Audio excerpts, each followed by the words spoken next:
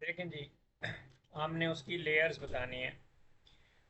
A sheet of gold has a thickness of 0.125 micrometer. Gold atom has a radius of 174 picometer. Approximate peak में 9 होता है। pico 10 raised to power minus 12 होता है। अच्छा।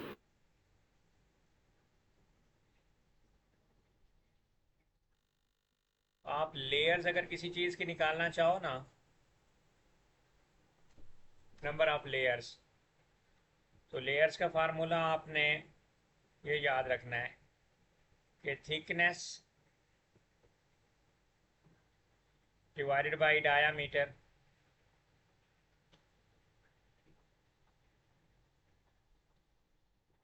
अगर आपके पास थिकनेस है 0.125, micro means 10 raise to power -6 divided by 174 radius है, इसको 2 से मल्टीप्लाई करते हैं तो ये डायामीटर बन जाएगा 174 pico 10 raise to power -12। Calculator use करो अलीना बेटा, क्या ऑप्शन निकलती है?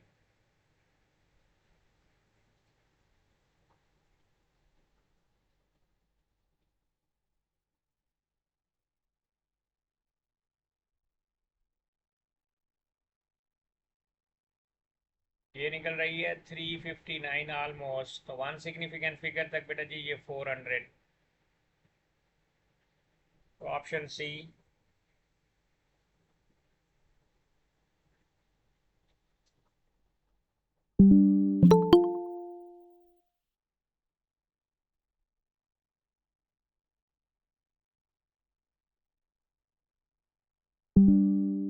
आप इसकी बेटा मार्क्स स्कीम भी निकाल लो ताकि आप देखते जाओ।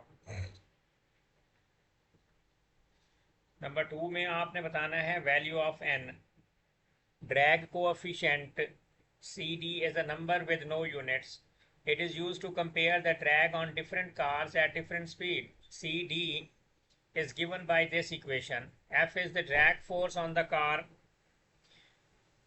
Density, rho is the density of the air, A is the cross-sectional area of the car and V is the speed of the car. What is the value of N?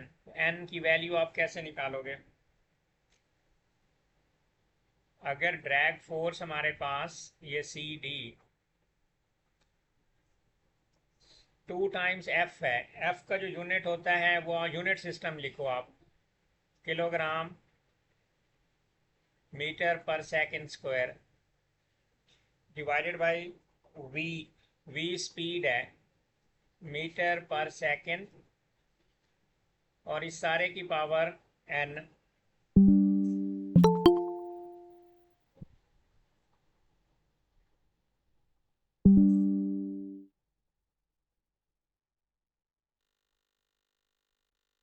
Metre पर second, देखें velocity की जगह मैंने metre पर second और इस सारे की पावर N लिख दी। आगे डेंसिटी है, डेंसिटी जो होती है बेटा जी वो होती है किलोग्राम पर मीटर क्यूब, और आगे एरिया है, और एरिया होता है मीटर स्क्वायर। तो इस सारे को सिंप्लीफाई करो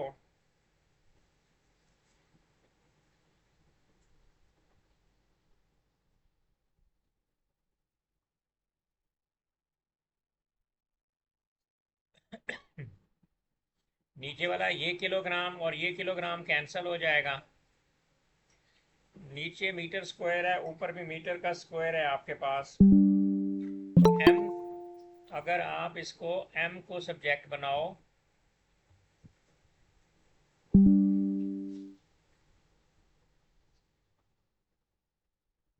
तो यहाँ पर हमारे पास अगर मैं m को सब्जेक्ट बनाऊं, इधर m की पावर 1 है, नीचे m की पावर जो है ना -3 और 2 है, तो -1 ऊपर चला जाएगा। तो आपके पास जो है ना ये m की पावर, इसको भी ओपन करो, m की पावर नीचे n है और s की पावर -n हो जाएगी। तो आपके पास m की जो पावर बनेगी वो ऊपर 1 है और नीचे से n ऊपर जाएगा तो वो -n हो जाएगा, नीचे वाला -1 ऊपर जाएगा तो +1 हो जाएगा। तो और इसके साथ s भी लिखो, s की जो पावर होगी वो आपके पास ऊपर -2 है नीचे माइनस एन है, तो ऊपर वाला -2 एज इट इज लिखो, नीचे वाला -n ऊपर जाकर +n होएगा। तो अब हमारे पास m की जो वैल्यू आ जाएगी वो आ जाएगी 2 -n, और s की जो वैल्यू आ जाएगी वो है -2 + n। इधर s नहीं है लेफ्ट साइड पे, गौर से देखना, लेफ्ट साइड पे s नहीं है, तो आप लेफ्ट साइड पे m भी नहीं है, तो आप लिखो एनीथिंग रेज टू पावर 0 1 होता है। तो इधर भी खुद से लिखो s की पावर 0 लेफ्ट पे इमेजिन कर लो। मैं कंपेयरिंग कोएफिशिएंट मेथड यूज करके n की वैल्यू निकालना चाह रहा हूं। तो सोचो लेफ्ट साइड पे m नहीं था, राइट साइड पे m है, तो आप खुद m लिखकर उसके ऊपर 0 लिख दो। तो अब आप यहाँ पर by comparing coefficient method m raise to the power 0 equal m raise to the power 2 -n। अब जब बेसिस सेम होती हैं वो कट जाएंगी, 2 -n इज इक्वल टू 0, तो n is equal to 2। s से भी निकालो, s से भी यही चीज निकलेगी। लेफ्ट साइड पे देखो s0, और ये आ जाएगा राइट साइड पे s -2 + n, तो s से s कैंसल। आप s को भी करो तो तब भी आपको n बेटा 2 मिलेगा, तो n की वैल्यू हमने 2 निकाल ली। मिनायल बेटा आप इसकी मार्क्स स्कीम भी निकाल लो आगे, क्योंकि इसको तो हमने n की वैल्यू चेक कर ले कितनी है। कौन से साल का पेपर है? बेटे ये है पेपर 18 का, मई जून 12। अभी 2-4 दिन में मुश्किल वाले पेपर सिलेक्ट करके जो है ये करूँगा, और एग्ज़ाम से 1-2 दिन पहले लेटेस्ट वाला 2024 वाला और 23 के जो इम्पोर्टेंट है ना वो वाले में करवाने हैं आपको। लेकिन MCQs करने पड़ेंगे आपको, क्योंकि हमारा टारगेट है 35 तक तो आपने हर हाल में सिक्योर करना है, और डेड लाइन होती है 32, ग्रेटर देन 32। 32 से ऊपर ऊपर आप रहोगे तब आपका ग्रेड सिक्योर है। 32 पे 80% बनता है ना, ये याद रखो। तो बहुत ही कम पेपर होते हैं जिनका थ्रेशोल्ड 29 पे जाता है, नहीं तो 32 डिवाइडेड बाई, अगर आप परसेंटेज निकालो ना, 32/40 इंटू हमारे पास आपने 40 में से किया इंटू 100 करो, तो आपके पास 80% ही बनती है। तो अगर आप ए ग्रेड 80% को टारगेट बनाओ तो 32 मिनिमम आपकी रेंज है। आपके MCQs हर हाल में ये आने चाहिए, और ये बहुत ही ज़्यादा तंग करते हैं, हर MCQs में चक्कर होता है। तो मैं मुश्किल मुश्किल आपको ये करवाता जाऊंगा, आप फिर देखते जाएं, और जहां जहां इशू आए। अब देखें तीसरा टॉपिक है बेटा अनसर्टेनिटीज का।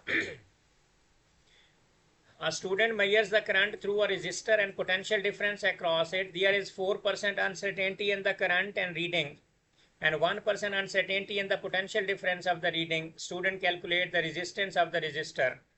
What is the percentage uncertainty in the calculated resistance?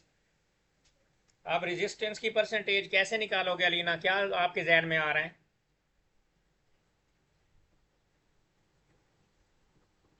दान दानियाल बोलो सिर्फ परसेंटेज। 5% होगी। हाँ 5% होगी। होगी क्या मतलब, रीजन बताओ, लॉजिक बताओ, मार्क्स स्कीम खोल के ऐसे थोड़ी बताना है कि नहीं 5% सर, वो होगी आर मुझे। इज इक्वल्स टू वी हाँ ओवर आई, तो मैं कह रहा हूँ R is equals to V over I, तो 4+1 ही करना है। हाँ, R इज इक्वल टू ये चीज बताओ, V/I। अब परसेंटेज ऑफ V, क्योंकि अनसर्टेनिटीज हमेशा बेटा ऐड होती हैं, याद रखें। Percentage of V plus percentage of I। अब V की परसेंटेज हमें गिवन है, यस गिवन है 4% इन द करंट। करंट में 4% एरर है, और दूसरे में 1% है, तो यू कैन से कि इट इज 1%। पिछला क्वेश्चन है ये, नीचे में स्पेस के लिए आ गया था। ये देखो 1% भी गिवन है और 4% भी गिवन है, तो आंसर आपका 5% आ जाएगा। यहाँ पर बच्चे जो है ना ओवर एफिशिएंट हो जाते हैं, वो फिर अपनी कैलकुलेशन शुरू कर देते हैं कि पता नहीं क्या करना है, कुछ भी नहीं करना था। R is equal to V/I, और फिर आपने इसको जो है ना ये कर देना एडजस्ट, और ये 5% मार्क्स स्कीम भी चेक कर लें। डाउनलोड की हुई है दानियल मार्क स्कीम आपने? नहीं। इसको डाउनलोड कर लो आप, ये मुझे यही वेरीफाई। आईडी है यही है? जी। ओके बेटा, आप क्वेश्चन नंबर 4 पे आए। A student applies the potential difference of, ये बता दी गई वोल्टेज की वैल्यू। अब यहाँ पर सबसे पहले आप वोल्टेज की वैल्यू देखो। आपके पास वैल्यू विद अनसर्टेनिटी गिवन है। वी आपके पास बेटा जी प्रोवाइडेड है और आर भी है। आर आपका जी 10.0 प्लस माइनस 0.3 है बेटा। और टाइम की भी एरर और अनसर्टेनिटी दोनों वैल्यू गिवन है, मतलब टाइम की 50 है, प्लस माइनस उसका जो एरर है वो आपके पास प्लस माइनस 1 है। This is given. ये इसकी जो ई की वैल्यू है वो 80 जूल उसने खुद बता दी है। अब एब्सोल्यूट वैल्यू बताओ एनर्जी की। रिमेंबर दिस, जब भी आपको एनर्जी की एब्सोल्यूट वैल्यू चाहिए, डेल्टा को एब्सोल्यूट कहते हैं। कोई भी फार्मूला होगा, उस फार्मूले में अगर आप उसकी एब्सोल्यूट अनसर्टेनिटी निकालना चाहो तो फार्मूला लिख लो। किसी भी चीज की absolute uncertainty is equal to उसी चीज की परसेंटेज अनसर्टेनिटी मल्टीप्लाइड बाय उसकी एक्चुअल वैल्यू, जो कि इस केस में 80 जूल है। तो मतलब अगर मुझे ई की परसेंटेज मिल जाए, मैं उसको 80 से मल्टीप्लाई करूं तो डायरेक्ट एब्सोल्यूट वैल्यू मिल जाएगी। कोई ज्यादा फार्मूले वाला पंगा नहीं करना, कोई और चक्कर। इसमें एक दूसरा वेयर्ड मेथड्स है जो टीचर सिखाते हैं, डेल्टा ई ओवर ओरिजिनल ई ब्ला ब्ला ब्ला, वो नहीं करना। एक्चुअल वैल्यू 90% में वो निकाल के दे देता है कि ई की एक्चुअल वैल्यू 80 जूल है। अब मेरा सिर्फ टारगेट है परसेंटेज निकालना। अब देखो, मैं बेटा ई की परसेंटेज निकालूंगा। वी का स्क्वायर है तो 2 इंटू वी की परसेंटेज करना है मैंने, प्लस टी है, टी की कोई पावर नहीं है तो बस सिंपली आप लिखो percentage of T, plus R की भी कोई पावर नहीं है तो परसेंटेज ऑफ आर। अनसर्टेनिटीज हमेशा ऐड होती हैं, तो 2 इंटू वी। वी का एरर क्या है 0.1, तो यहां पर बेटा जी लिख दो 0.1 ओवर 4 इंटू टी। टी का एरर है 1 ओवर 50 प्लस आर का है 0.3, यहाँ पर लिख दो 0.3 ओवर 10, और इस सारे को ब्रैकेट लगाकर मल्टीप्लाइड बाई 100 कर दो। मिनाहल अलीना, इसकी कैलकुलेशन करके बताओ कितनी परसेंटेज आती है।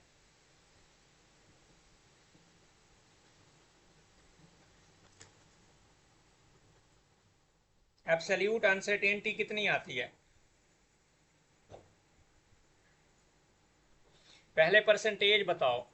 0.1 over 4 into 2 plus 1 over 50 plus 0.3 over 10, सारा आंसर मल्टीप्लाइड बाई 100।